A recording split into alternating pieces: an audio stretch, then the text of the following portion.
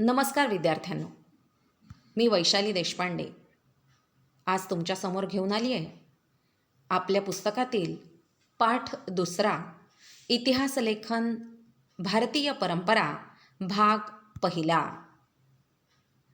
आपण मागच्या पाठात बघितलं बघा. काय पाहिलं मागच्या पाठामध्ये? इतिहास लेखनाच्या पाश्चात्य परंपरेची ओळख, की पश्चिमेकडील इतिहास विचारवंत, त्यानंतर पाश्चात्य इतिहासकार, त्यांची लेखनशैली, त्यांची पुस्तके, त्यांचे विचार, आणि मुलांना तुम्हाला आठवत असेल आपण बघितली एक आगळी वेगळी विचारसरणी असलेली ॲनल्स प्रणाली. मग या पाठात आपल्याला काय बघायचं आहे, काय अभ्यास करायचा आपल्याला? तर भारतीय इतिहास लेखनाच्या परंपरेबद्दल आपल्याला या पाठामध्ये माहिती घ्यायची आहे. चला मग करूया सुरुवात, की काय होती भारतीय इतिहास लेखनाची परंपरा. तुम्हाला माहिती आहे का मुलांनो?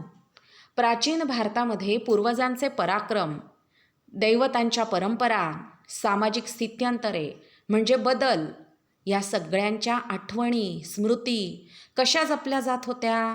तर फक्त मौखिक परंपरेमुळे. तर म्हणजे काय व्हायचं, की एक पिढी दुसऱ्या पिढीला काही गोष्टी सांगायची, की मागे असं घडलं, मागे तसं घडलं, किंवा असं घडतंय, तसं घडतंय, हे फक्त पुढच्या पिढीला तोंडी सांगितलं जायचं, लिहून मात्र कुठे ठेवलं जात नव्हतं. मग इतिहास लेखनाची सुरुवात कधी, कुठे, कशी झाली? चला घेऊया बरं जाणून.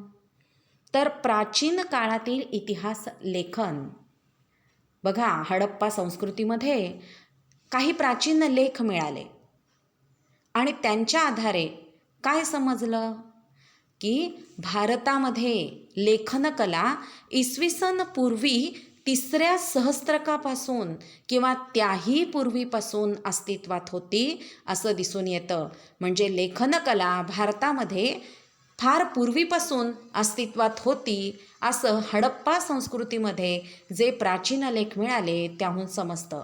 पण बघा, ही जी हडप्पा संस्कृतीची लिपी आहे, म्हणजे ज्या काही प्राचीन लेख असलेल्या गोष्टी हडप्पा संस्कृतीत मिळाल्या, त्यावरची लिपी वाचण्यात मात्र अजूनही यश मिळालेलं नाही. म्हणजे लिखित स्वरूपात आहे पण वाचता येत नाही. मग आता प्राचीन काळातील हे इतिहास लेखन सर्वाधिक कोणाच्या काळात लिहिलं गेलं? भारतातील ऐतिहासिक स्वरूपाचे सर्वाधिक प्राचीन लिखित साहित्य हे कोरीव लेखांच्या स्वरूपात आहे. कोरीव लेख हे कुठल्या धातूवर, दगडांवर असे लेख कोरलेले आहे आणि त्यावर लिहिलेले आहे. या लेखांची सुरुवात साधारणतः मौर्य सम्राट अशोकाच्या काळापासून म्हणजे इसवी सनापूर्वी 3ऱ्या शतकापासून होते. सम्राट अशोकाचे कोरीव लेख हे प्रस्तरांवर आणि दगडी स्तंभांवर कोरलेले आपल्याला दिसून येतात. मग मुलांनो, धातूची नाणी, मूर्ती, शिल्पे, ताम्रपट, कोरीव लेख कोणत्या शतकांपासून उपलब्ध होऊ लागतात? तर पहिल्या शतकापासून साधारणपणे आपल्याला ह्या सगळ्या गोष्टी मिळाल्या आणि त्यापासून इतिहास आपल्याला जाणून घेता आला. मग ह्या सगळ्या प्रकारच्या कोरीव लेखांमुळे कोणती महत्त्वाची माहिती मिळते? तर संबंधित राजाचा काळ, म्हणजे ज्या राजाची मुद्रा किंवा काही दस्तऐवज मिळालेलं असेल, वस्तू मिळाली असेल, त्यावरून त्या राजाचा काळ समजतो.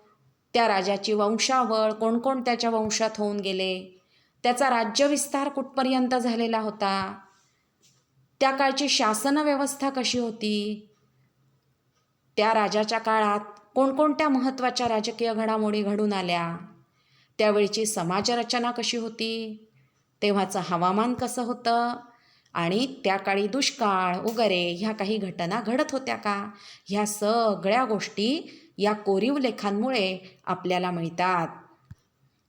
मग आता प्राचीन भारतीय साहित्यामध्ये इतिहास लेखनाची कोणती साधनं महत्त्वाची मानली जातात? इतिहास लेखनाची काही साधनं असतात आणि मग त्यामधली कोणती साधनं महत्त्वाची आहेत?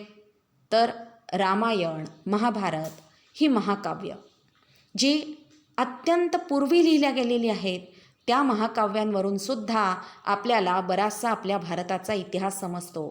त्यानंतर पुराणे, नंतर जैन आणि बौद्ध ग्रंथ, या धर्मग्रंथांशिवाय भारतीय ग्रंथकारांनी लिहिलेले ऐतिहासिक स्वरूपाचे साहित्य, ह्या सगळ्या गोष्टींवरून आपल्याला इतिहास लेखन कोणत्या विषयावर कशा प्रकारे केलं गेलं हे आपल्याला लक्षात येतं.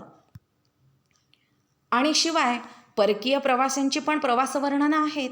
भारतामध्ये जे काही अनेक परकीय लोक प्रवास करण्यासाठी यायचे, त्यांनीसुद्धा भारताबद्दल अशी खूप प्रवास वर्णनं लिहून ठेवलेली आहेत. त्यावरूनही आपल्याला आपला इतिहास, आपली परंपरा या गोष्टी लक्षात येतात. आता बघूया भारतीय इतिहास लेखनाच्या वाटचालीतील महत्त्वाचे टप्पे. सगळ्यात पहिला टप्पा म्हणजे काय? तर प्राचीन काळातील राजांची चरित्रे.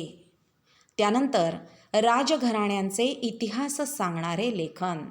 हे वाटचालीतले इतिहास लेखन, जे भारतीय इतिहास लेखन आहे, त्या वाटचालीतले महत्त्वाचे टप्पे, की त्या काळी, प्राचीन काळी कोणकोणते राजे होऊन गेले आणि त्यांचं चरित्र, त्यांचं कार्य, आणि शिवाय अनेक राजघराणी जी झाली भारतामध्ये, त्यांचं इतिहास सांगणारं लेखन, हे इतिहास लेखनाच्या वाटचालीतील महत्त्वाचे टप्पे आहेत. कसे बघा, इसवी सनाच्या 7व्या शतकात बाणभट्ट हा एक संस्कृत कवी होता बरं का. या बाणभट्टानं लिहिलेलं हर्षचरित हे संस्कृत काव्य ऐतिहासिक स्वरूपाचं आहे. काय लिहिलं आहे या ग्रंथामध्ये? या ग्रंथामध्ये त्याने तत्कालीन म्हणजे त्या काळची सामाजिक, आर्थिक, राजकीय, धार्मिक आणि सांस्कृतिक जीवनाचं वास्तववादी चित्रण केलेलं आपल्याला दिसून येतं. चला आता आपण जाणून घेऊया सोहगौडा ताम्रपटाविषयी. बघा, सगळ्यात आधी आपल्याला बघायचं आहे की ताम्रपट म्हणजे नेमकं काय? तर ताम्रपट हा तांब्याच्या पत्र्यावर कोरलेला मजकूर असतो. एका तांब्याच्या पत्र्यावर ज्या काही लिहून ठेवलेल्या गोष्टी असतात त्याला म्हणायचं ताम्रपट. यावर प्रामुख्याने दानपत्र, काय काय लिहिलेलं होतं ताम्रपत्रावर? दानपत्र आणि राजाज्ञा, तसंच इतर दूरगामी आज्ञा कोरून ठेवण्याची प्रथा आपल्याला दिसून येते. भारताला स्वातंत्र्य मिळाल्यानंतर मुलांनो बघा, सरकारने भारतीय क्रांतिकारकांना त्यांच्या बलिदानाच्या गौरवार्थ ताम्रपट दिलेले होते. म्हणजे ज्यांनी कोणी भारतीय क्रांतिकारकांनी ह्या स्वातंत्र्य लढ्यामध्ये प्राणपणाला लावून काम केलं, त्यांना त्यांच्या बलिदानाच्या गौरवार्थ भारत सरकारने त्यांना ताम्रपट दिलेले होते. चला बघूया आता सोहगौडा ताम्रपट. हा सोहगौडा ताम्रपट कुठे सापडला? तर सोहगौडा हे गाव आहे. कुठे आहे हे गाव? गोरखपूर जिल्ह्यात, उत्तर प्रदेशमध्ये. या लेखावर लिपी कोणती आहे? ब्राह्मी लिपी. चित्रात तुम्हाला हा दिसतोय सोहगौडा ताम्रपट, कारण तो सोहगौडा या गावात सापडला आहे म्हणून त्याला म्हणायचं सोहगौडा ताम्रपट. या ताम्रपीठावर काही चिन्ह आहेत बरं का मुलांनो. काय सांगतात ही चिन्ह? तर लेखाच्या सुरुवातीला जी चिन्ह आहेत त्यातील पारासहित असलेला वृक्ष, चित्रात दिसतंय तुम्हाला, खाली पार दिसत आहेत, वृक्ष दिसतोय त्याच्यावर. तसंच पर्वत, एकावर एक असलेल्या 3 कमानी, ही चिन्ह प्राचीन नाण्यांवर सुद्धा आढळतात. ही सगळी चिन्ह या ताम्रपटावर आढळली. कुठल्या ताम्रपटावर? सोहगौडा येथे सापडलेल्या ताम्रपटावर. मग आता कशाचे निदर्शक आहेत हे? एक अंदाज केलेला आहे की 4 खांबांवर उभे असलेले दुमजली इमारतींप्रमाणे दिसणारं चिन्ह हे कोठार घरांचे निदर्शक असावे, की तिथे धान्य या संबंधी वस्तू त्या कोठार घरामध्ये जपून ठेवत असतील, असं अभ्यासकांचं मत आहे. या कोठार घरांमधील धान्य जपून वापरण्यात यावं असा आदेश या ताम्रपटावर लिहिलेला आहे बरं का त्या लेखामध्ये. शिवाय दुष्काळजन्य परिस्थितीचं निवारण करण्यासाठी काय काळजी घ्यावी ह्या संदर्भातला हा आदेश असावा असं मानलं जातं. हा सोहगौडा ताम्रपट बघा, ब्राह्मी लिपी दिसतीये, वृक्ष दिसत आहेत, कोठार घरं दिसत आहेत. यानंतर आपल्याला पुढचा मुद्दा बघायचा आहे इतिहास लेखन. या इतिहास लेखनाचे 2 टप्पे आहेत बरं का विद्यार्थ्यांनो. एक म्हणजे मध्ययुगीन काळातील इतिहास लेखन आणि आधुनिक काळातील इतिहास लेखन. सर्वप्रथम जाणून घेऊया मध्ययुगीन काळातील इतिहास लेखन. जाणून घेऊया कल्हण ह्या कवीच्या राजतरंगिणी या ग्रंथाविषयी. कल्हण हा सुद्धा एक संस्कृत कवी होता बरं का. याने काय केलं, काश्मीरच्या इतिहासावरील आधुनिक संकल्पनेशी जवळचे नाते सांगणारा आणि शिवाय इतिहास लेखन शास्त्रशुद्ध कसे असावे याच्या आधुनिक संकल्पनेशी जवळचं नातं सांगणारा कोणता ग्रंथ लिहिला त्याने? राजतरंगिणी. हा राजतरंगिणी ग्रंथ संस्कृत भाषेमध्ये लिहिलेला आहे. यानंतर या मध्ययुगीन काळामध्ये अनेक मुस्लिम इतिहासकार होऊन गेले. त्यांची पण लेखन पद्धती आपल्याला बघायची आहे की ज्यामुळे आपल्याला अनेक गोष्टींमधला इतिहास समजतो. मध्ययुगीन भारतामध्ये मुस्लिम राज्यकर्त्यांच्या दरबारातील इतिहासकारांच्या लेखनावर अरबी आणि फारसी इतिहास लेखनाच्या परंपरेचा प्रभाव असलेला आपल्याला दिसून येतो. कोणत्या भाषेचा प्रभाव होता? अरबी भाषा आणि फारसी भाषा. सगळ्यात आधी आपल्याला बघायचं आहे की जियाउद्दीन बर्नी याच्याविषयी. हा एक महत्त्वाचा मुस्लिम इतिहासकार होता आणि त्याचा महत्त्वाचा ग्रंथ म्हणजे तारीख-इ-फिरोजशाही. या जियाउद्दीन बर्नीने तारीख-इ-फिरोजशाही या त्याच्या ग्रंथात त्यांनी त्याच्या इतिहास लेखनाचा हेतू सांगितला. काय सांगितलं त्यांनी? की इतिहासकाराचं कर्तव्य फक्त राज्यकर्त्यांच्या पराक्रमाचे आणि कल्याणकारी धोरणांचं वर्णन करून संपत नाही, तर त्याच्या दोषांचे आणि चुकीच्या धोरणांचं सुद्धा चिकित्सक विवेचन त्याने करायला हवे. म्हणजे इतिहासकाराने फक्त राज्यकर्त्यांच्या पराक्रमाचा इतिहास लिहायचा नाही, तर तो राजा कुठे चुकला, कुठे त्याने चुकीचं धोरण घेतलं यासंबंधीसुद्धा लेखन केलं गेलं पाहिजे.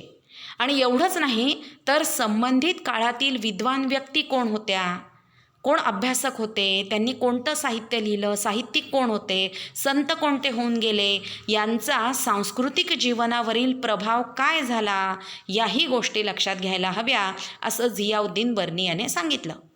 मग बर्नीच्या ह्या विचारसरणीमुळे इतिहास लेखनाची व्याप्ती अधिकच विस्तारली. हा जियाउद्दीन बर्नी बघा, एक इतिहास लेखनाला कलाटणी देणारा हा एक इतिहासकार. आता तुम्हाला माहिती आहे का विद्यार्थ्यांनो, इतिहासकार अल्बेरुनी ह्याने सुद्धा महान काम केलेलं आहे. ज्ञानशाखांमध्ये ज्या अनेक ज्ञानशाखा आहेत त्यामध्ये भारतीयांनी केलेली कामगिरी आणि भारतातील समाजजीवन ह्या संबंधीची सगळी माहिती अरेबिक या भाषेमध्ये अल्बेरुनी या इतिहासकाराने लिहून ठेवलेली आहे. बघा, त्याचं पुस्तक आपल्याला दिसतंय, अल्बेरुनी का भारत. या पुस्तकामध्ये, या अल्बेरुनीमध्ये भारतामध्ये अनेक ज्ञानशाखामध्ये या भारतीयांनी कोणकोणती चांगली कामगिरी केली, कोणते शोध लावले, काय संशोधन झालं आणि भारतातील समस्त समाजजीवन कशा पद्धतीचं होतं या सगळी माहिती, ह्या गोष्टींची माहिती अरेबिक भाषेमध्ये या अल्बेरीने लिहून ठेवलेली आहे. चला तर मग विद्यार्थ्यांनो, इतिहास लेखन भारतीय परंपरा भाग 1 हा भाग तुम्हाला समजला असेलच.